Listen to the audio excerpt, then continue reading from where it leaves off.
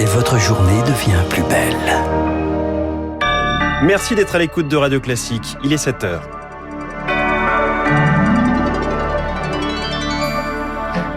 La matinale de Radio Classique avec François Geffrier. L'alphabet grec bloqué à Delta. Les semaines passent et aucun variant du coronavirus ne semble apparaître. Est-ce une bonne nouvelle? Réponse au début de ce journal. Les états généraux de la justice lancés aujourd'hui à Poitiers. Les procès en laxisme font face au plaidoyer sur le manque de moyens. Verdict attendu juste avant la présidentielle. Et puis Jean Castex rencontre le pape François aujourd'hui. Quelques jours après la polémique sur le secret de la confession, le Premier ministre devrait jouer l'apaisement. Rouge, jaune, vert comme un feu tricolore et comme les couleurs de la coalition de gouvernement qui se dessine en Allemagne. Comment doit-on l'apercevoir vue de France? Ce sera l'édito de François Vidal dans 10 minutes. Puis l'invité de l'économie, la dette serait-elle une question politique taboue en 2022? Réponse d'Éric Delannoy, économiste et fondateur du cabinet de conseil en stratégie Tenzing dans un quart d'heure, avant de retrouver David Doucan pour l'info politique et David Abiker pour les unes de la presse. Radio Classique. Augustin Lefebvre, on commence ce journal avec un point sur l'épidémie. Nous nous étions habitués à voir apparaître des variants du coronavirus. Où en est-on aujourd'hui? Oui, les variants britanniques, sud-africains ou brésiliens, rebaptisés alpha, bêta et gamma. Ces mutations ont provoqué de nouvelles vagues épidémiques jusqu'au delta et depuis quelque temps, c'est le seul à persister. Aucun autre n'inquiète les scientifiques. Même dans un pays comme la Russie, où le nombre de cas explose, record de contamination battu hier pour la 4e journée consécutive. Pareil en Ukraine ou encore en Roumanie. Alors, est-ce que ça veut dire que les mutations à répétition sont derrière nous?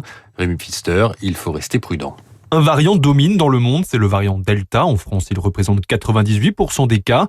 Il est le plus contagieux à ce jour. Il a donc pris l'avantage sur tous les autres, explique le professeur Philippe Frogel. C'est arrivé qu'il y ait de nouveaux variants, comme celui de Colombie, entre d'autres qui venaient d'Afrique du Sud modifiés. Ces variants sont potentiellement plus dangereux, mais ils sont moins contagieux que le Delta, et donc ils n'ont jamais réussi à s'implanter. Actuellement, la faible circulation virale en Europe de l'Ouest nous protège aussi, car pour muter, le virus a besoin de beaucoup circuler.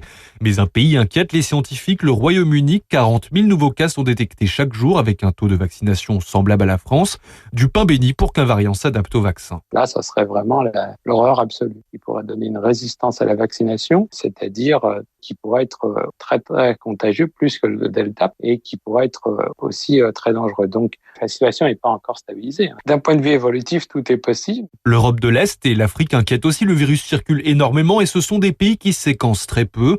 Impossible pour le moment donc de savoir si une mutation est en train de remplacer le variant Delta. Rémi Pfister. Après le Beauvau de la sécurité, Emmanuel Macron lance aujourd'hui les états généraux de la justice. Discours du chef de l'État à Poitiers cet après-midi, accompagné du garde des Sceaux Éric Dupond-Moretti.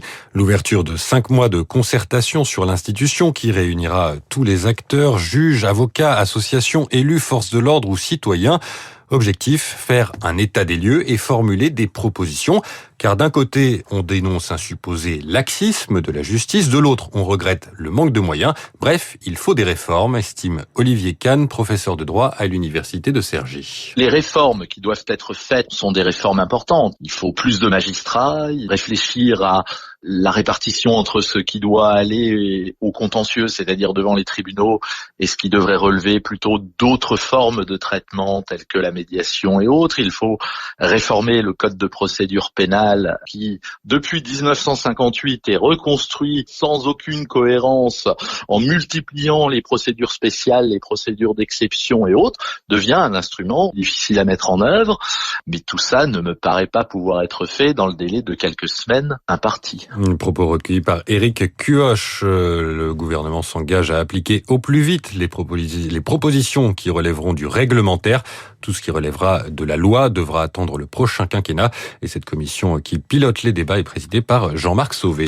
Le haut fonctionnaire qui a dévoilé il y a 2 semaines son rapport sur les abus sexuels dans l'Église, Jean-Marc Sauvé, un rapport qui sera abordé aujourd'hui entre le Premier ministre et le pape. Visite de Jean Castex à Rome ce lundi, visite prévue de longue date pour commémorer le centenaire du rétablissement des relations diplomatiques entre le Vatican et la France, mais qui tombe donc dans un contexte houleux.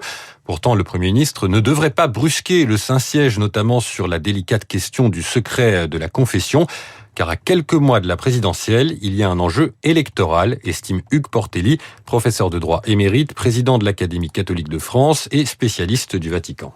C'est une visite qui a pour but de rassurer l'opinion publique catholique. Il y a un certain nombre de textes qui ont été votés par le Parlement ces derniers temps qui ont pu poser problème, par exemple la loi sur le séparatisme. Il y a eu les lois sur la bioéthique. Il y a eu le débat qui repart sur l'euthanasie. Bon, ce sont des sujets qui sont quand même des sujets où l'Église catholique a des points de vue qui sont clairs et qui ne sont pas forcément ceux de la majorité parlementaire. Donc l'idée, c'est d'arriver à la période préélectorale actuelle avec un climat qui ne soit pas polémique. Hugues Portelli répondait à Juliette Pietraszewski, l'ambassadeur de France en Biélorussie, de retour à Paris. Aujourd'hui, le pouvoir du président Loukachenko lui avait laissé jusqu'à ce lundi pour quitter le pays. Aucune raison officielle n'a été donnée, mais la France n'a pas reconnu les résultats de la présidentielle de l'année dernière. Minsk a coupé les liens avec d'autres interlocuteurs occidentaux ces derniers mois. 7h06 sur Radio Classique. Des croissants et du café pour parvenir à l'union. Les candidats au congrès de la droite vont se réunir demain matin pour la première fois. Petit déjeuner au siège des Républicains à Paris. Les 6 candidats vont notamment discuter des modalités de débat télévisés, selon nos confrères du Figaro. Certains tiennent des réunions publiques ce soir. Xavier Bertrand à Longjumeau, Michel Barnier à Neuilly. Le maire Jean-Christophe Fromentin va annoncer son soutien.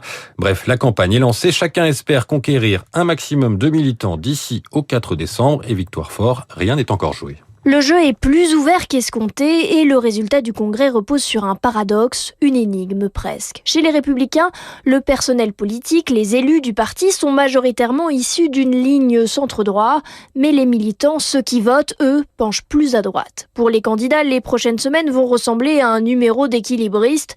D'un côté, il faut convaincre les militants, notamment dans les fédérations les plus puissantes, Sud-Est en tête. De l'autre, partir à la chasse au soutien, maires, députés et afficher une équipe cohérente idéologiquement. Au centre du jeu, un homme qui a refusé de participer à la compétition.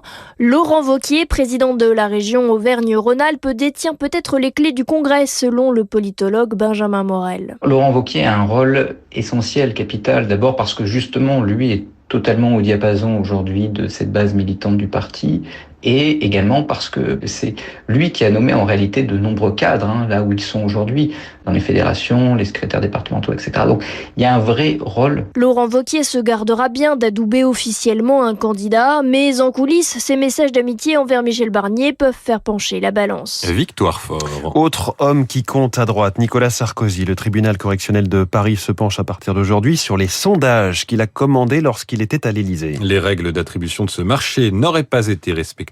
Des proches de l'ancien président sont appelés à comparaître, Patrick Buisson ou Claude Guéant notamment. Nicolas Sarkozy est lui protégé par l'immunité présidentielle. On va parler de tennis avec 2 noms à retenir si vous aimez ce sport. Paola Badosa et Cameron Norrie, ce sont les vainqueurs du tournoi ATP d'Indian Wells cette nuit aux États-Unis. La joueuse espagnole a 23 ans, le tennisman britannique 26. Ils décrochent chacun leur 2e titre de la saison et intègrent le top 20 mondial. Merci Augustin Lefebvre. Prochain journal sur Radio Classique à 7h30 avec Charles Bonner. Dans un instant, le rappel des titres de l'économie. L'édito de François Vidal des Échos qui voit la future coalition allemande rouge-verte-jaune comme une opportunité pour le partenariat franco-allemand. Puis l'invité de l'économie, faut-il vraiment rembourser la dette Covid? Question posée par l'économiste Éric Delannoy qui sera avec nous.